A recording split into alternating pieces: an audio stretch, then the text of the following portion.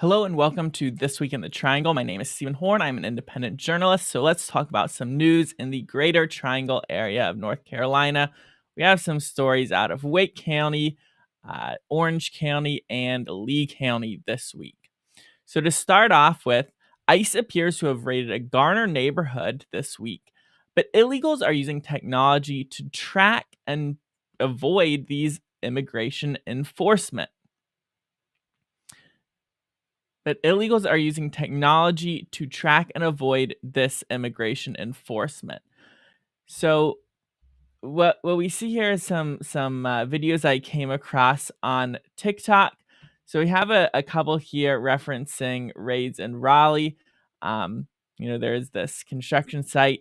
It says the caption Spanish reads, by 55 and 40 in Raleigh, North Carolina. They warned that immigration would arrive in a few minutes. And this was, I believe, June 5th, 2025, if they wrote the date correctly. And then another one, superintendent warns us that immigration will arrive in half an hour, Raleigh, North Carolina, and the people are fleeing with their things. So these are referencing raids at construction sites in Raleigh. You can take it with a grain of salt because this is social media.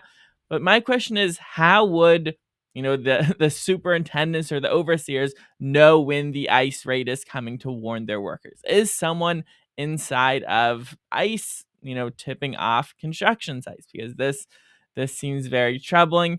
The first time they should know that ICE is coming is when ICE shows up.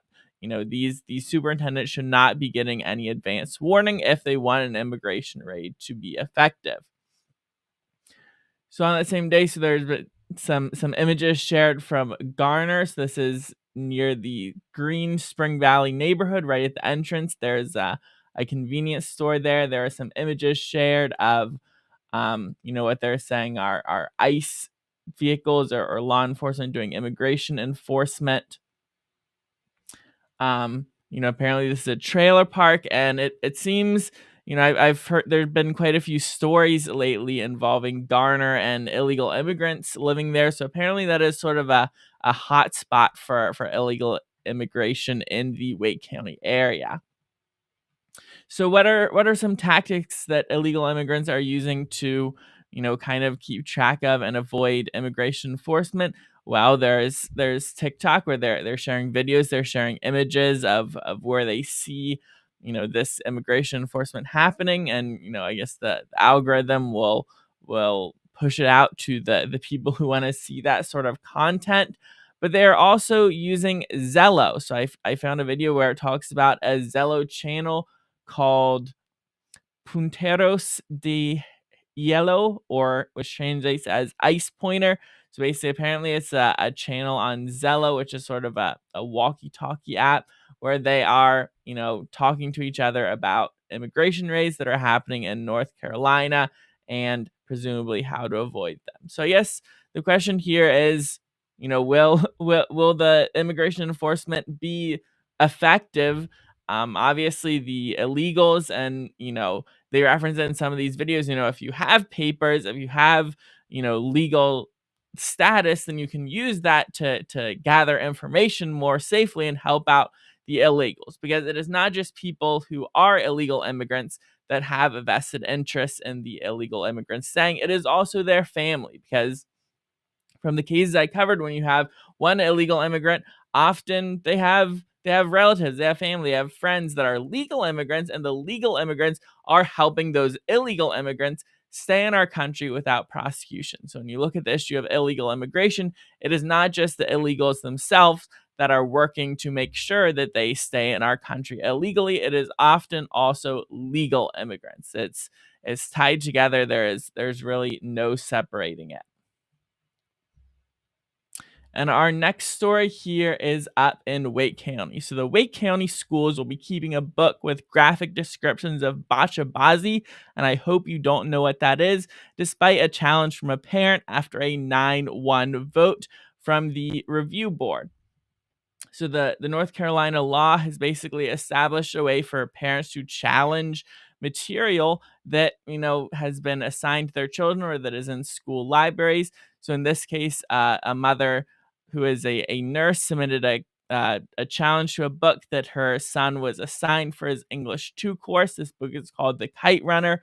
In a review by Booklooks, it is described as containing explicit sexual activities, including sexual assault and battery, prostitution involving minors and adults, explicit violence, and mild profanity. So, this book is set in Afghanistan. If you've read or heard any stories from, the American soldiers who served there, apparently there is a whole lot of extremely degenerate practices that go on in Afghanistan, probably to this day. Some of them were even so terrible that the Taliban was like, "Yeah, we gotta shut this down." But this horrible stuff happens in the real world. But does that mean that American teenagers need to be reading about it? Well, probably not. But according to the review board, this is still a book that we should have in our schools, that we should have, available and explicitly assigned to high school students. I believe this is generally a sophomore class that it was assigned in. And so, according to the Pavement Education Project, this book is in school libraries in Durham, Franklin, Johnson, Harnett, Lee, Orange, Wake, and Chapel Hill Carborough school districts. So, this is apparently a very popular book to have in high schools that has these graphic descriptions of some extremely depraved activities. And our next story is over in Orange County and Chapel Hill.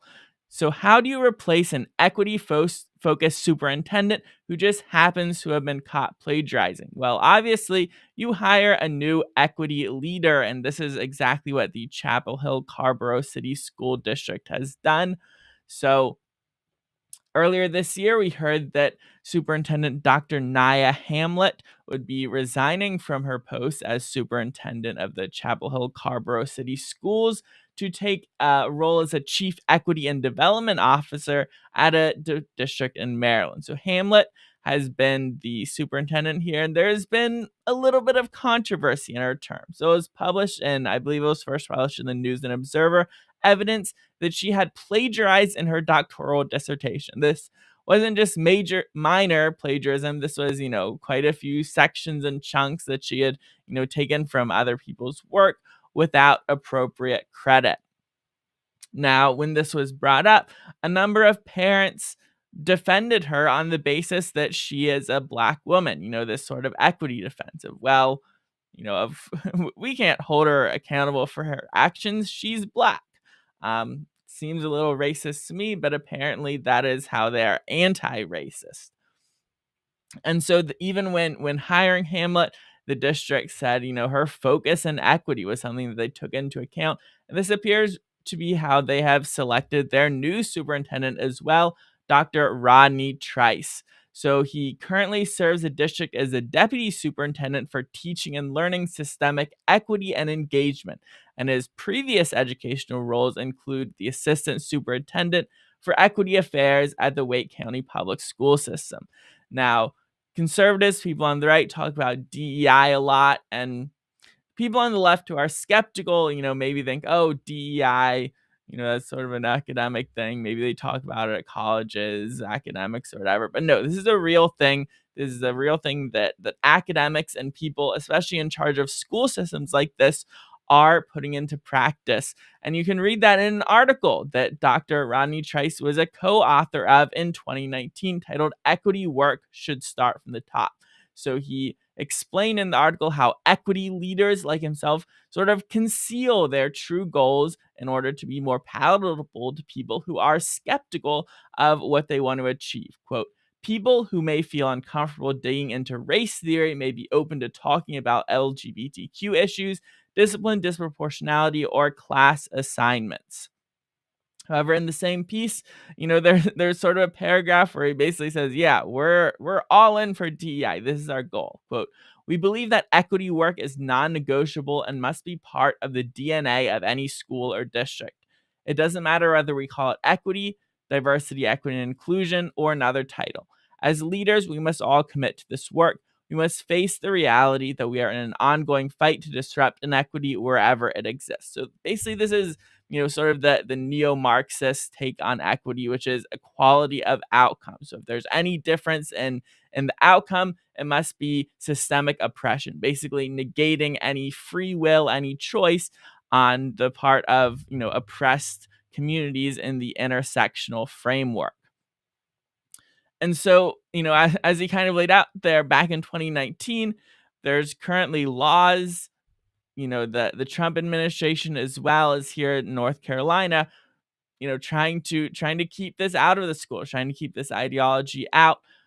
And basically, what we can gather from this is that it doesn't really matter how you ban it, what terms you use. They'll find another way to describe it. They'll find another way to work it in. That is also what we have seen from the undercover video from administrators at the University of North Carolina in Charlotte, and another administration at UNC Asheville, where they're basically on undercover video saying, yes, we're still going to do DEI, but we're going to call it something different because now there's a state law saying that we can't do DEI. And so this just shows how far these institutions have been captured by the leftist ideology. And in the case of Chapel Hill Carrboro City Schools, I think this is very reflective of the parents who live in this district. This isn't something that's being imposed entirely undemocratically.